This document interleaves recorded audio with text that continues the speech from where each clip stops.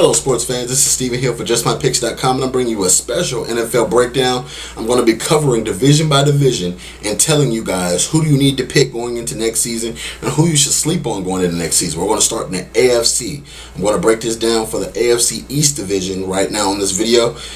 I'm going to start from the very bottom and make my way to the top. Starting at number 4, we have the New York Jets. The New York Jets, for me, took another big step in the offseason backwards. Having Mark Sanchez already on your team and drafting Geno Smith,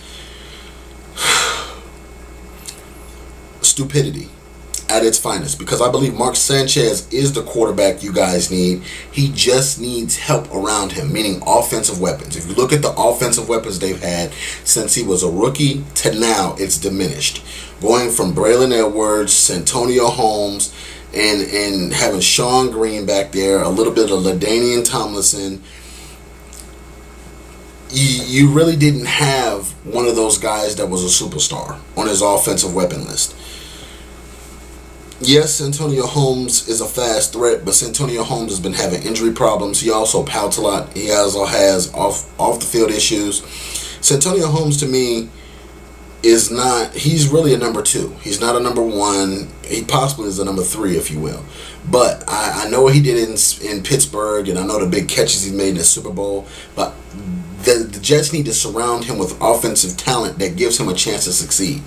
I know a lot of people are throwing Mark Sanchez under the bus and talking about the butt fumble and all these other things. Yes, he makes mistakes. Yes, he makes turnovers. But what have the Jets done in the past 2 years to give him top flight offensive threats? You know, they don't really have the salary cap space to sign a lot of good players. They could even bring in a Terrell Owens or a Chad Johnson to even try to jumpstart this offense, but they fail to do so, and Rex Ryan focuses only on defense. And it's clear, every year they have a solid or good defense, but it comes out to being one of those things where it hurts the team in the long run because they don't focus enough on the offensive end.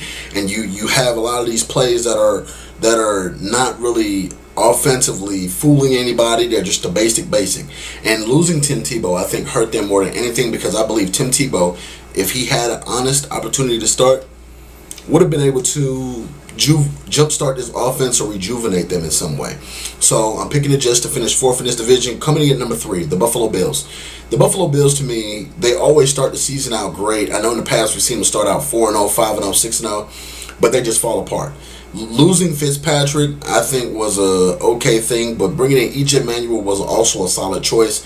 But my thing is, I think they should have went after a veteran starter in the offseason to try to replace Fitzpatrick for the time being until E.J. Manuel can really take the reins. They're dealing with a new coaching staff there. They're dealing with a lot of new pieces. But the Buffalo Bills defense with Mario Williams and Marcel Darius, they have something special. If they can play all 4 quarters of the season, that means 4-4-4-4. If they can at least win half those games in the latter part of the season, I think they can give the AFC East a run for their money.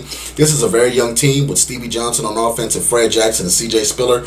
They have the weapons and the know-how and the talent to do it. It's just going to step up. It's going to come a time where they really need to put those things together and really win. So the Bills, I like their chemistry. I like that they're a young team. I just feel like they need to step up and win. They need to step up and prove themselves that they can do something past the first 2 months of the season, because they look like Cinderella stories every year for the first 2 months, and then after that it seems like injuries hurt them and turnovers hurt them and things like that. That's what I'm feeling. Coming to number 2, the New England Patriots. I have them finishing number 2 because of a number of things they have. As far as injuries go with their wide receivers, losing Gronk for God knows how long after back surgery and those forearm surgeries, and the developing story of Aaron Hernandez. Good God. Like, I don't know what's going on in Aaron Hernandez's life. Smashing security cameras, smashing cell phones, tampering, having a federal warrant out for his arrest right now. I do not remember an NFL team that was successful after having such a bad offseason.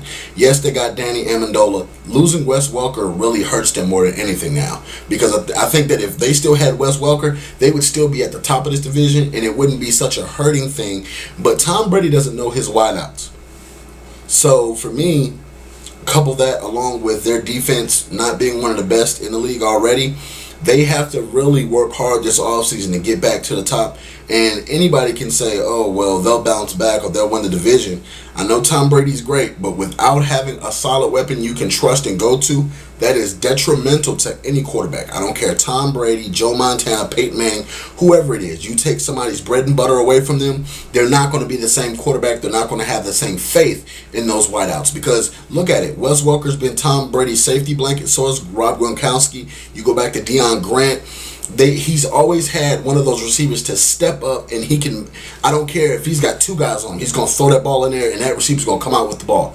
So he doesn't have one of those guys right now. But Bill Belichick, I'm picking them at number 2 because they possibly could move up to number 1. Bill does a lot of amazing things, and also you have to look at them having Tim Tebow. He could be used in a lot of different packages as a fullback, as a quarterback, as a halfback, as a wideout. You know, Tim Tebow is an athlete. So I look at it like them having that will possibly increase their running game, and sky's the limit for the Patriots. But as long as they have all those offseason issues and problems, it scares me. Coming in at number 1, the Miami Dolphins. The Miami Dolphins to me were the Super Bowl on paper. You know, because they signed Mike Wallace, Danielle Ellerbe. They got Brent Grimes from the Atlanta Falcons off of free agency. They made a lot of moves necessary as they needed to improve this team. Giving Ryan Tannehill a go-to wide receiver who is also a deep threat. Also, having Hartline in the middle that go across that middle and be like a solid Hines Ward type receiver who blocks, who catches, who does all the dirty work. This team is shaping up to be one of the solid teams in the NFL. I do hate that they lost Reggie Bush, because Reggie Bush was one of the premier backs that's turning into an every down back. We saw him last year stick through injuries. We saw last year he put up some good numbers, and he showed us he could run between the tackles. But this coaching staff in Miami, I'm picking them to be the division winner and make the playoffs. Philbin has a lot of things up his sleeves. I know losing Jake Long was catastrophe, but I feel like they have a lot that they can rebuild off of. I think that having Ellerbe at the middle, he will show a lot of people what he's really made of, and he'll show them the potential that they had when he was in Baltimore to now. You know, and this has been the AFC East breakdown for JustMyPicks.com. You can check me out on JustMyPicks.com. You can also follow me on Twitter at JustMyPicksTV. You can also watch this video and all my other videos on YouTube, YouTube /JustMyPicksTV. Please subscribe, and thank you very much for commenting.